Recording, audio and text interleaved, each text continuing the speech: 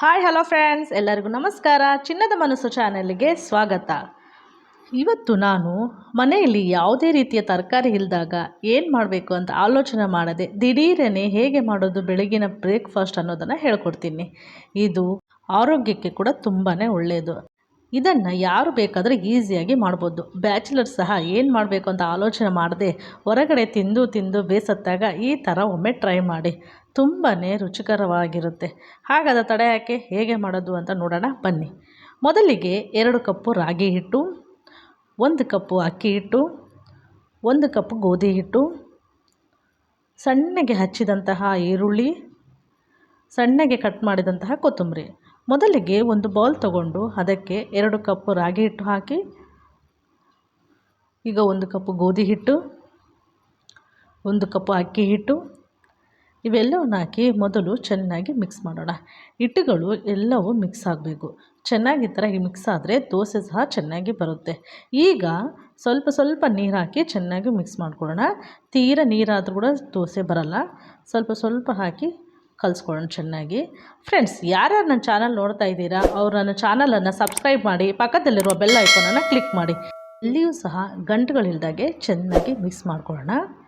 ಇದೆಲ್ಲ ಚೆನ್ನಾಗಿ ಮಿಕ್ಸ್ ಆದಮೇಲೆ ಈಗ ರುಚಿಗೆ ತಕ್ಕಷ್ಟು ಉಪ್ಪು, ಸ್ವಲ್ಪ ಬೇಕಿಂಗ್ ಸೋಡಾ ಇವೆರಡನ್ನು ಹಾಕಿ ಈಗ ಸ್ಪೂನಿಂದ ಚೆನ್ನಾಗಿ ಮಿಕ್ಸ್ ಮಾಡೋಣ. ಎಲ್ಲಿಯೂ ಸಹ ಗಂಟಿರಬಾರ್ದು. ಈ ಥರ ಈ ಹದಕ್ಕೆ ಇರಬೇಕು. ಇದನ್ನು ಈಗ ಒಂದು 2 ಅವರ್ಸು ನೆನೆಯೋಕ್ಕೆ ಬಿಟ್ಬಿಡೋಣ. ಈಗ ಈ ದೋಸೆಗೆ ಪಲ್ಯನ ನಾವು ರೆಡಿ ಮಾಡ್ಕೊಳ್ಳೋಣ. ಈ ಪಲ್ಯ ಮಾಡಲು ಬೇಕಾಗಿರುವ ಸಾಮಗ್ರಿಗಳನ್ನ ನೋಡೋಣ ಬನ್ನಿ. ಉದ್ದಕ್ಕೆ ಹಚ್ಚಿದಂಥ ಈರುಳ್ಳಿ, 1 ಕಪ್ ಟೊಮೊಟೊ, 1 ಸ್ಪೂನ್ ಖಾರ, 1 ಸ್ಪೂನ್ ಗರಂ ಮಸಾಲ, 1 ಸ್ಪೂನ್ ಧನಿಯಾ.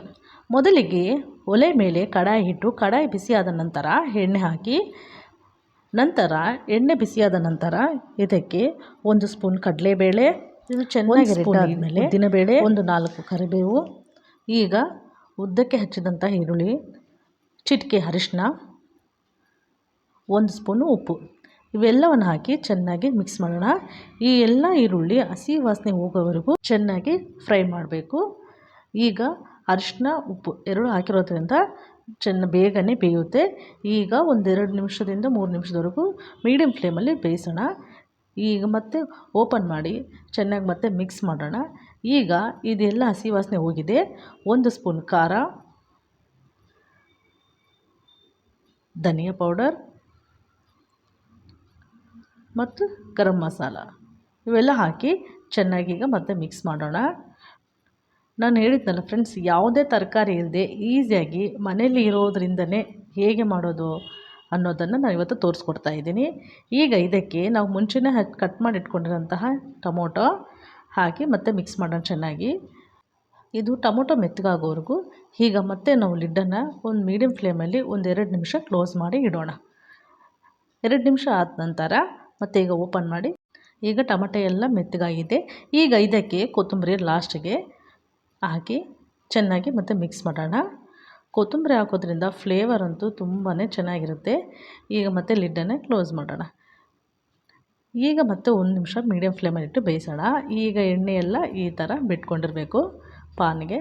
ನೋಡಿದ್ರಲ್ಲ ಫ್ರೆಂಡ್ಸ್, ಈಸಿಯಾಗಿ ಯಾವುದೇ ತರಕಾರಿ ಇಲ್ಲದೆ ಈಸಿಯಾಗಿ ಬರೀ ಆನಿಯನ್ ಮತ್ತು ಟೊಮೊಟೊದಿಂದ ಯಾವ ರೀತಿ ಕರಿ ಮಾಡೋದು ಅಂತ ಇದನ್ನು ಯಾರು ಬೇಕಾದರೂ ಮಾಡ್ಬೋದು. ಅಡುಗೆ ಬರದೇ ಇರೋರು ಸಹ ಈಸಿಯಾಗಿ ಮಾಡ್ಬೋದು.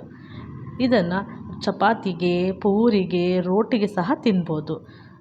ಈಗ ರೆಡಿ ಆಯಿತು ಕರಿ. ಇದನ್ನು ಈಗ ಒಂದು ಬೌಲ್ಗೆ ಹಾಕಿ ನಂತರ ದೋಸೆಗೆ ರೆಡಿ ಮಾಡ್ಕೊಳ್ಳೋಣ.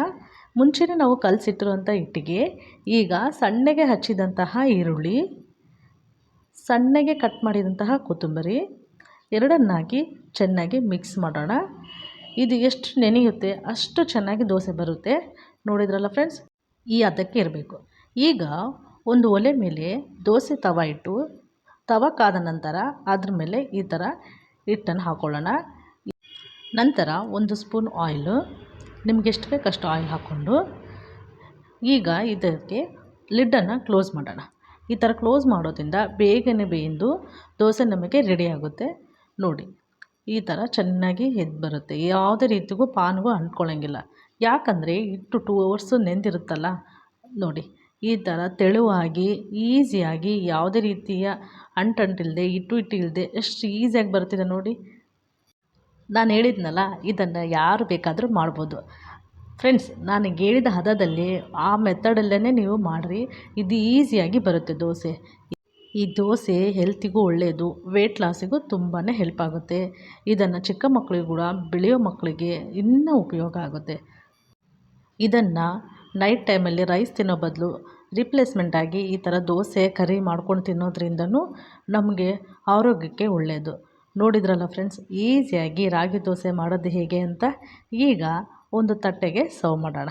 ಈಗ ರೆಡಿ ಆಯಿತು ರಾಗಿ ದೋಸೆ ಮತ್ತು ಆನಿಯನ್ ಕರಿ. ನೋಡಿದ್ರಲ್ಲ ಫ್ರೆಂಡ್ಸ್, ಎಷ್ಟು ಈಸಿಯಾಗಿ ದೋಸೆ ಮತ್ತು ಆನಿಯನ್ ಕರಿ ಮಾಡೋದು.